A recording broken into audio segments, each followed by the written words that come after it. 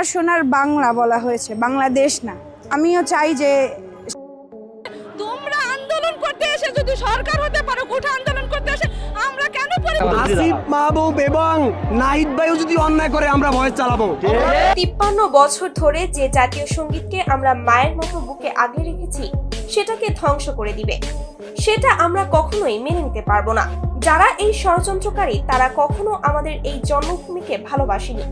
যারা জাতীয় সঙ্গীত পরিবর্তনের দাবি তুলছে তাদেরকে আরো একবার সতর্ক করে দিচ্ছি, আপনারা এই দাবি থেকে সরে আসুন, না হলে অবশ্যই দেশ ত্যাগ করতে হবে। এমনটাই দাবি জানিয়ে বিভিন্ন জায়গায় আন্দোলন করছে সাধারণ মানুষ। 1971 সালের 30 লক্ষ শহীদের রক্তের বিনিময়ে অর্জিত এই স্বাধীন বাংলাদেশ, স্বাধীনতার বিগত 53 বছর ধরে স্বাধীন বাংলাদেশের জাতীয় সঙ্গীত হিসেবে রবীন্দ্রনাথ ঠাকুরের এই সঙ্গীতটি সম্প্রচারিত হয়ে আসছে, যাকে অনেকেই নিজের জীবনের চাইতেও বেশি ভালোবেসে থাকে। সুতরাং বাংলাদেশের জাতীয় সঙ্গীত হিসাবে এটাই থাকবে। এটা যদি কেউ পরিবর্তন করতে চায় তাহলে তার বিরুদ্ধে কঠিন ব্যবস্থা নেওয়া হবে।